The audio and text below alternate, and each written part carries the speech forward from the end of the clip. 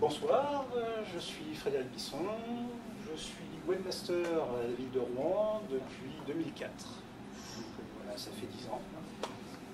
Et depuis 8 ans, j'utilise Drupal. Alors, la ville de Rouen fait du web depuis à peu près 98-99. Comme beaucoup, on a commencé à faire du site statique, donc en tableau, hein, pour ceux qui ont connu cette époque.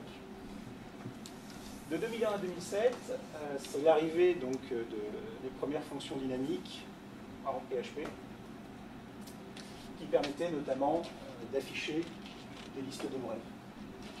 Mais tout le reste du site était vraiment conçu sous GoLive de façon comme ça. La V3, pareil. Donc là, on commence à être un petit peu plus élaboré. Mais là, vous êtes encore dans du tableau, de tableau, de tableau, de tableau, de tableau sous GoLive, avec du PHP parti un petit peu partout pour afficher, aujourd'hui à Rouen, pour afficher l'éphéméride, les brèves, mais tout le reste, c'était des pages statiques. Forcément, donc, en 2004, j'arrive, je tombe sur la V3, et au bout d'un moment, je me dis, voilà. En plus, en 2004, j'étais tout seul, à temps plein sur le web, donc je m'occupais à la fois de la technique, je faisais aussi un petit peu de rédactionnel, je gérais aussi des journalistes pour mettre du contenu. Pour ceux qui n'ont pas forcément une notion de ce qu'est un site de ville, un site de collectivité, alors, pour un site de ville, l'une des grosses caractéristiques, c'est qu'on a un très grand nombre de missions. Donc on peut parler d'écoles primaires, élémentaires, on peut parler de restauration scolaire, de voirie, d'espace vert, d'état civil et des marches. Des trucs qui n'ont rien à voir les uns avec les autres, qui ont chacun leur spécificité. Et tout ça, ça vous donne une très grosse quantité d'informations et une grande variété aussi. Et à ça, vous rajoutez les contraintes légales, comme les marchés publics, les élections. Parce que généralement, un an avant les élections, il y a une très grosse frilosité du cabinet qui dit, bon ben, on ne bouge plus, vous levez les mains et puis vous ne faites plus rien, quoi, en gros. Ainsi que les notions d'accessibilité. Alors, en 2006, j'ai eu un stagiaire avec moi et je lui ai dit, voilà, il faut que tu me trouves un CMS qui réponde à tout un tas de critères. Alors, à l'époque, PHP 4.5, Apache MySQL, du logiciel libre, quelque chose de modulaire, avec une plateforme de développement, une documentation poussée de l'API. Il fallait une grosse communauté aussi derrière, pas se retrouver derrière quelque chose de plutôt restreint, un moteur de template, etc. Donc ça, c'est pour les fonctionnalités, on va dire, techniques. Et à côté, ce CMS-là devait me permettre, en gros, de faire un peu tout. Donc de pouvoir à la rigueur faire des blogs, des formulaires, des forums, des galeries, des articles, des brèves, etc. Donc il a pris son courage à deux mains et il s'est paluché 95 CMS. Bon. Avec les critères de base, ça a été très rapide. Il est déjà tombé à 13 CMS. Et ensuite, en regardant ce que faisait chacun des CMS, il est tombé à 5 CMS. Mambo, Split, Typo3, Zoops et Drupal. À l'époque, on était sur la 4.6, la 4.7 n'allait pas tarder à sortir. Donc il a regardé. Mambo, c'était pile poil l'époque où il venait de forquer pour créer Joomla. Bon, qu'est-ce que ça va devenir? Est-ce que Mambo, est-ce que Joomla, est-ce que... Bon. Spip, pour ceux qui connaissent, bon, c'est un CMS très francophone. À l'époque, le code PHP était... Bon, voilà. Et... Typo3, pour ceux qui ont déjà fait un petit essai sous Typo3, ou Yayai, quelque chose de très complexe. Alors pour ceux qui trouvent que Drupal est complexe, voilà, faites un tour sous Typo3, vous allez changer d'avis. Et en plus, ça utilisait un moteur complètement dédié à Typo3, donc il n'y avait pas possibilité vraiment d'utiliser un moteur extérieur. Zoops, pareil, une prise en main plus longue que Drupal et un gros manque de doc. Donc en 2007, je fais mes premiers pas en Drupal 4.7. Alors voilà ce que ça donne. Donc hormis des problèmes, on va dire, de d'organisation de la page. On a fait donc on a refait tout le site. On est parti de zéro. On a refait le contenu. Ça nous a permis en plus d'en rajouter. Je ne vous cache pas que la courbe d'apprentissage au début, plutôt costaud. C'est encore vrai. Ça le sera encore plus vrai pour ceux qui veulent vraiment s'attacher à Drupal 8, puisque Drupal 8, il faut rajouter la complexité de Drupal plus Symfony 2. Je me suis aussi frotté très rapidement à la tentation des blogs PHP, ce qu'on appelle les snippets en Drupal. En gros, vous avez besoin d'un petit blog qui vous affiche, je ne sais pas, la dernière brève ou le dernier machin. Voilà, vous tapez select, vous tapez votre requête et vous affichez votre code PHP. Alors ça, en 4.7, c'était quasiment sur toutes les pages. Et c'est une horreur au niveau maintenabilité, c'est une horreur au niveau évolutivité. Autre chose dont on s'est vite aperçu, un cache de bytecode pour PHP. Donc il y a Accelerator, APC Cache, il y en a plein, Netcache, tout ce que vous voulez. Indispensable, puisque PHP c'est un gros plateforme. Et à l'époque, en Drupal 4.7, on avait aussi l'interface d'administration qui était identique au thème courant. Aujourd'hui, vous avez possibilité de dire bon, l'interface d'administration c'est un thème standard, et l'interface utilisateur classique c'est votre thème à vous. Ce qui simplifie beaucoup de choses, notamment au niveau du développement du thème. C'était aussi le début de CCK Reviews, donc les versions 1.0, pas très développées, c'est pas les CCK Reviews que vous avez vu aujourd'hui. Le contenu, on l'a multiplié par 10, très rapidement. Quoi, et ça a été aussi l'occasion, pardon. C'est quoi CCK? CCK, c'est le Content Construction Kit. C'est le module qui permettait de créer des types de contenus à l'époque sous Drupal 4.7. Alors comme tout le monde est tombé dessus... De créer des champs? Des types de contenus et des champs. Oui, mais des types de contenus. D'accord. Pardon. Et comme c'est un module qui a grossi et qui a emporté vraiment beaucoup d'adhésion, il a été intégré au noyau. Views a été intégré un peu plus tard. Et puis, donc, ça a été aussi l'occasion de me frotter au développement de modules sous Drupal. French Stemmer, c'est un module que j'ai développé, que j'ai repompé en fait sur un module qui s'appelait Douch Stemmer et qui permet d'optimiser en fait les requêtes sur le moteur de recherche. Pourquoi créer des modules spécifiques sous Drupal? Alors, 3 raisons principales. Si vous sortez de ces raisons-là, il faut vous reposer la question de savoir si un module spécifique est vraiment nécessaire ou pas. Première, fonctionnalité inexistante sous Drupal et impossibilité de l'implémenter en configurant des modules, en faisant par exemple des views ou autre chose. L'interface utilisateur inadaptée, puisque nous on avait cette problématique-là, c'est qu'il ne fallait pas non plus qu'on perde trop de temps à faire de la saisie. Il faut savoir que Drupal privilégie la saisie unitaire. Donc quand vous créez un type, vous allez pouvoir créer une entrée, mais c'est une par une. Si vous voulez faire la saisie de masse, c'est des galères. Soit vous avez des modules qui vont vous faire des imports de masse, mais ça reste toujours plus ou moins délicat à pratiquer. Donc dans ce cas-là, ça justifie de faire un module spécifique. Et troisième possibilité, c'est l'interfaçage avec un système extérieur.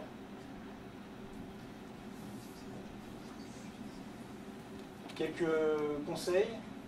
Alors l'avantage de Drupal, c'est qu'il est modulaire, c'est une très bonne plateforme de développement. Donc développer uniquement le strict nécessaire. Le principe, par exemple, ça va être de créer juste des fonctions qui vont récupérer les données, et puis après, de les présenter à Views. Et donc vous utiliserez Views pour la présentation de ces données. C'est même pas la peine de vous casser la tête à faire un bloc. Vous fournissez, vous interfacez justement avec les différents modules. Et comme l'écosystème est très riche, vous avez les entités maintenant, vous avez Views, les blocs, les tokens. Vous avez vraiment une possibilité de vous interfacer avec Drupal par plein de biais. Et surtout, respecter les standards. Quand Drupal vous permet de faire des requêtes via son système de requêtage, vous ne cassez pas la tête à faire $query égale select machin. Utilisez-le à fond. 2009, c'est l'arrivée de mon collègue. Donc, On est enfin deux, super. Ouais, tu mettre une photo. Et on s'est séparés, donc on s'est donné chacun des missions. Lui, il s'occupe effectivement du côté rédactionnel, éditorial et des réseaux sociaux. Et moi, je m'occupe vraiment de la technique. Mais je saisis encore pas mal de choses qui sont plus ou moins rébarbatives. Et dans ce cadre-là, en fait, ça s'est passé de façon complètement naturelle, puisque la gestion des droits de Drupal est tellement souple qu'il a juste fallu faire quelques configurations, créer un ou deux rôles, et ça y est. Et en plus, l'interface d'administration est plutôt accessible de mon technicien, puisque lui n'est pas du tout informaticien à la base, et maintenant sur Drupal il est quasiment autonome pour créer des formulaires, pour créer des types de contenus, pour créer un petit peu tout ça. 2010, c'est le passage à Drupal 6. Donc c'était cette version-là, on avait fait une version 2 colonnes. C'est aussi la version où on a sauté en fait Drupal 5, puisque la sortie de Drupal 5 et Drupal 6 était très rapprochée. Encore une fois, on a complètement repensé le site de A à Z. On a revu l'arborescence, on a restructuré les contenus, on a réécrit les contenus, on a rajouté des photos. On a vraiment recréé un site. Et pour ceux qui voudraient un ordre d'idée sur le temps, que ce soit pour créer la première version en 4.7 ou la première version en Drupal 6, il faut compter à peu près entre 6 mois et 1 an. Voilà. Sachant que j'ai effectivement pendant ce temps-là d'autres missions et que le site de base continue de fonctionner. L'avantage, par contre, de refaire le site en partant de zéro, c'est l'occasion d'effacer la dette technique. Parce que les snippets qu'on a mis à droite à gauche, les configs qu'on a faites, les petites corrections ou les petites bidouilles qu'on a faites pour que ça passe bien au niveau du thème, bah, tout ça, vous les accumulez, vous les traînez pendant des années. Et quand vous cherchez à faire une mise à jour, ils viennent vous emmerder. Et aussi, ça vous arrive d'utiliser des modules abandonnés. Par exemple, dans Drupal 6, il y a le module que j'utilise beaucoup, c'est Contemplate. Contemplate en Drupal 7, c'est à oublier, puisque Drupal 7 a son propre système pour présenter, pour choisir en fait la présentation des types de contenus. Donc le type de contenu, s'il est en contenu plein, en contenu résumé, en flux RSS, et aussi on profite d'un grand nombre de nouvelles fonctionnalités. 2012, une année où ça a beaucoup bougé. 4 juillet, boum, Tour de France qui passe à Rouen. Le plus gros pic de l'histoire de Rouen.fr pour l'instant, évidemment, le serveur se pète la gueule. Normal, un thème non optimisé. Donc forcément, vous avez plein d'images, vous avez des CSS, vous avez des JS, et boum, et boum, et boum, ça vous fait plein de requêtes, d'autant qu'on était sur une architecture lente classique, donc c'est Apache qui se prenait tout dans la tronche. Un matériel vieillissant, donc quand je suis arrivé en 2004, il était déjà là, et il a été changé en 2012. Donc jusqu'en 2012, on fonctionnait avec 1 Go de RAM et un P4 à 3 GHz. Et en plus, avec le temps, ah bah tiens, on ferait bien un petit site pour les terrasses du jeudi, on ferait bien un petit site pour Rouen-sur-Mer, enfin voilà. Donc depuis, on a quand même évolué. On est passé en fait avec un front-end sous Nginx, donc qui installe toutes les requêtes HTTP et les requêtes statiques, donc les images, les CSS, les JS. Et tout ce qui est HTTPS passe encore par Apache, logique, qui va lui ensuite se communiquer avec Drupal, qui lui attaque la base de données et le système de fichiers. Donc ça permet en plus de soulager le serveur. Et aujourd'hui sur la V6, la version actuelle, j'ai en plus optimisé le thème. Et donc j'ai mis plein de choses dans un seul CSS, j'ai compacté les JS, j'ai viré un max de choses. Donc si vous vous amusez à faire du web page test sur Rouen.fr, vous allez voir que le nombre de fichiers est quand même très réduit pour la page d'accueil. Le matériel, alors c'est le vrai serveur de Rouen.fr actuel. Hein, c'est juste avant qu'il soit mis. Donc maintenant, on a un i3 à 3 Go 2, un dual-core, 8 Go de RAM et 500 Go de disque. Avec 2 disques en RAM qui vont un petit peu plus vite que le pauvre 80 Go précédent. 29 octobre 2012, un petit camion d'hydrocarbures se plante quelque part sur l'île de la Croix. Pas de chance, à 9h30 je passe sur le pont, je vais chez l'hébergeur au Madrier. À 10h46, le pont prend feu. C'est seulement après, quand j'ai voulu rentrer chez moi, que je m'en suis aperçu. 2012, ça a été aussi les débuts avec Drupal 7, puisque la ville n'est pas responsable du pont Mathilde. Par contre, du point de vue des citoyens, ça se passe à Rouen, là il faut que la ville de Rouen fasse quelque chose. Donc on a trouvé à faire un site d'infotrafic. Le 31 octobre, la conférence de presse est donnée, c'est annoncé. Le 5 novembre, Frédéric, vas-y, fais-nous un site. Et le 19 novembre, le site est mis en ligne. Un délai très, très réduit. Sous Drupal 7 et OpenLayers, et j'ai été très, très agréablement surpris de la rapidité avec laquelle on a mis ça en œuvre. Justement, l'une des forces de Drupal, la plupart des choses a été, le gros du travail a été fait plus sur le thème que sur vraiment la configuration. 2013, les élections approchent. Il faut rafraîchir le site, même s'il n'est pas très vieux. Et là, délai très court, vous avez 1 ou 2 mois. Bon, ben, pas trop le choix, on n'a pas le temps de tout repasculer sous Drupal 7, on reste en Drupal 6. Donc ça donne la version du site actuel. On a surtout fait, c'est une refonte du thème. On est passé en responsive. Il y a eu une petite réorganisation du contenu, mais le contenu des pages n'a pas vraiment changé. C'est pas comme la première fois, quand on est passé à la 4.7 ou à la 6. L'avantage, c'était très rapide.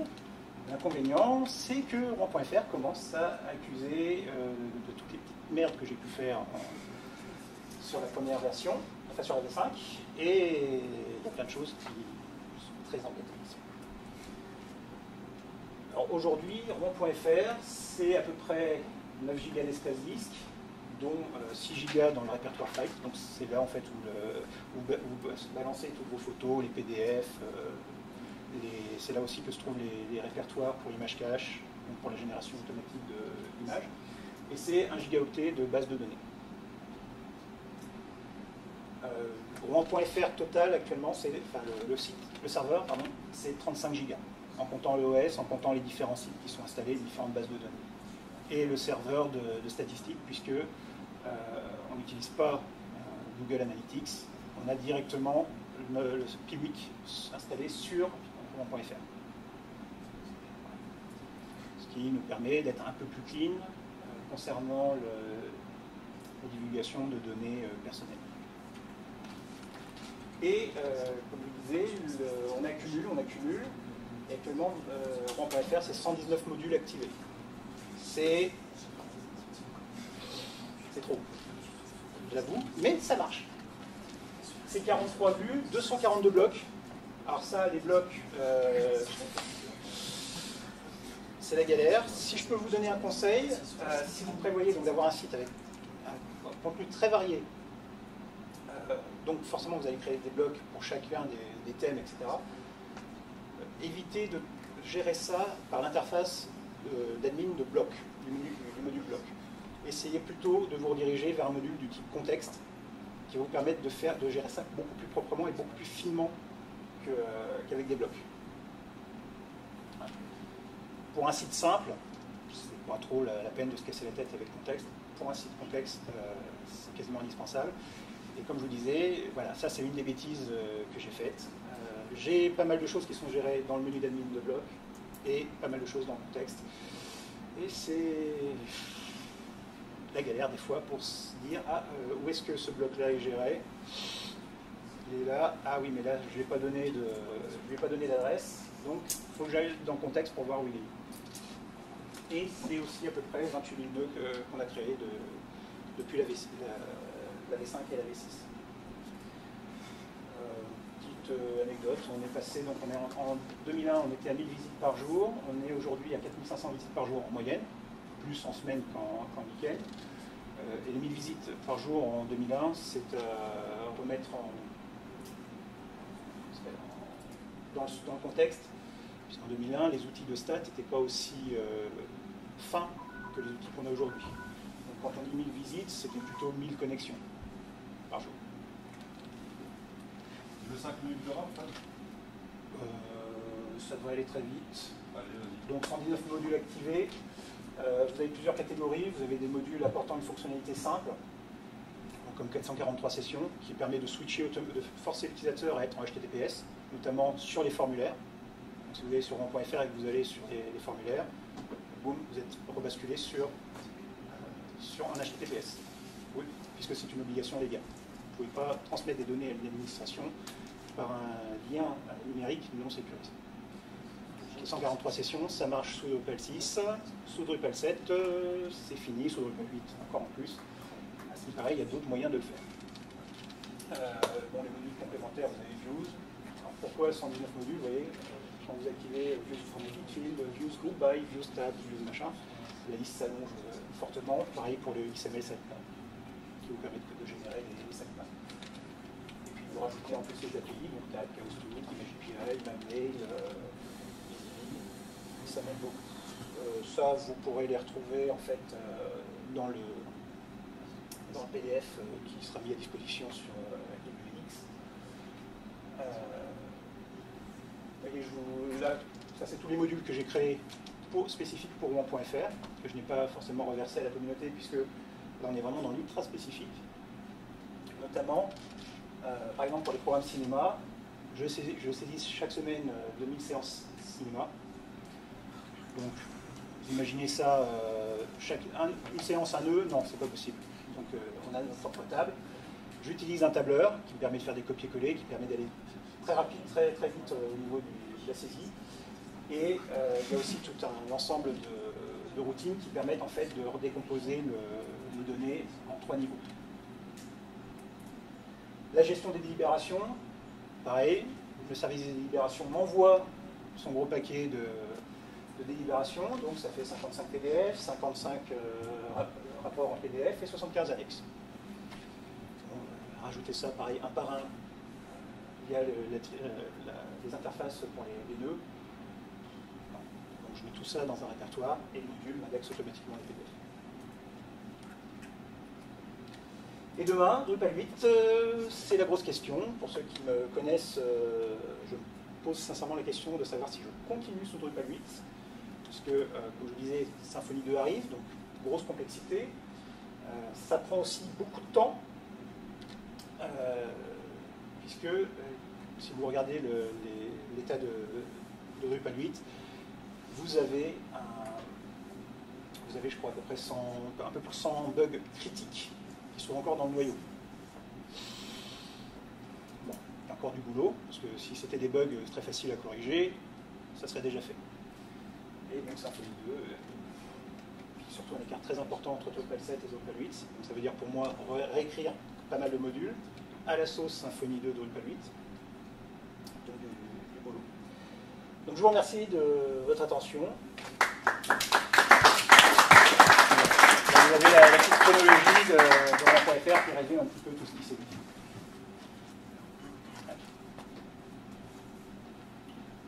Je peux revenir sur ta conclusion, Fred? Mais tu peux, n'hésite pas. Peut-être que de passer à Drupal 8 et du coup de se mettre à Symfony, ça ouvrira des portes aussi vers d'autres CMS oui. Plus tard, parce que Symfony est... Ah oui, non, mais complètement. Partout aujourd'hui partout, je ne sais pas, mais il y a deux frameworks, il y a le Zend et puis il y a le Symfony 2, globalement.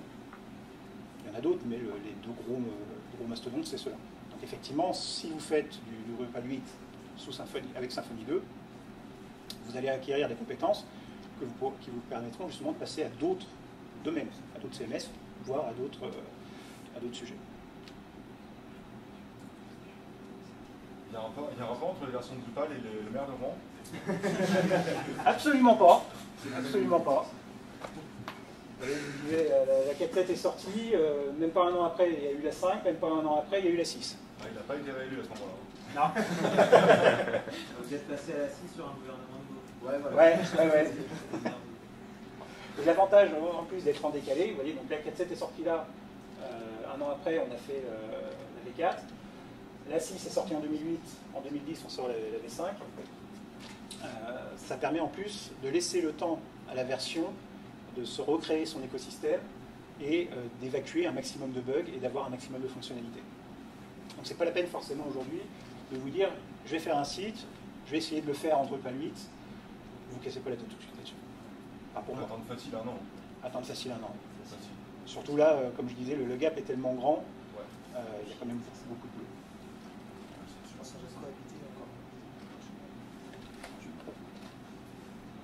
Ouais. Quelle fonctionnalité sur Drupal 7, si tu devais refaire ton site, si tu devais refaire Rouen.fr, ce serait vers Drupal 7? Ouais. Quelle fonctionnalité sur Drupal 7 vraiment te fait un peu rêver, tu dis ah si j'étais sur Drupal 7, ça ce serait bien?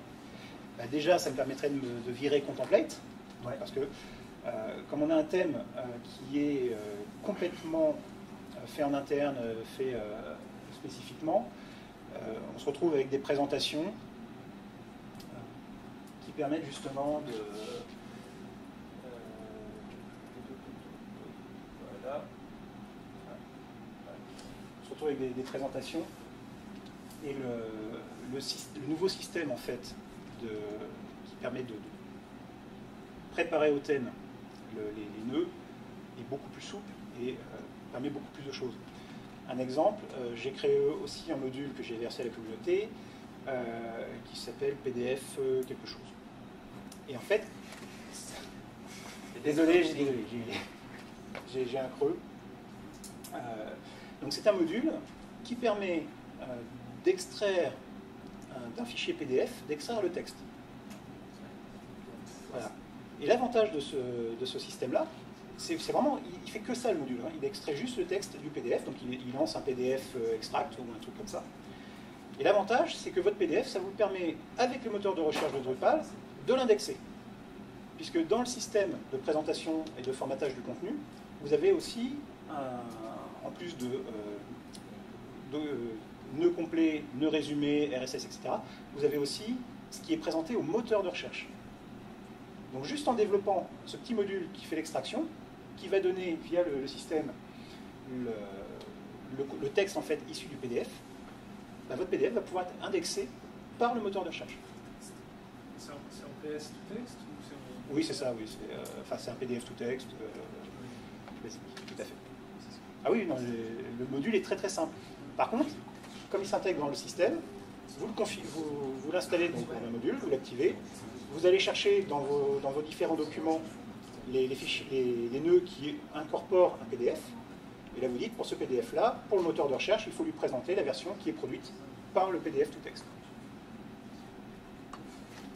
Donc voilà, ça c'est le genre de fonctionnalité qui permet d'être plus propre au niveau de la programmation et qui simplifie beaucoup la vie. Ensuite, pareil, vous avez des fonctionnalités dans Views, vous avez tout un tas de choses qui sont développées, puisque forcément, quand la version 7 a commencé à prendre de l'ampleur, il n'y a plus beaucoup de développement nouveau sur la version 6. Donc on a la possibilité de profiter de nouveaux modules. Et le fait de passer d'une version majeure à une autre, c'est vrai que la communauté Drupal fait beaucoup de ménage. C'est pour ça aussi que passer d'une version majeure à une autre, c'est toujours un problème, vous avez toujours beaucoup de choses à revoir. Mais c'est un bien en soi, puisque ça fait vraiment le ménage de toutes les merdes possibles. Entre la 4.7 et la 7, voilà, il y a plein de mauvaises choses qui ont été balayées par Drupal et qui sont réalisables en fait simplement par configuration.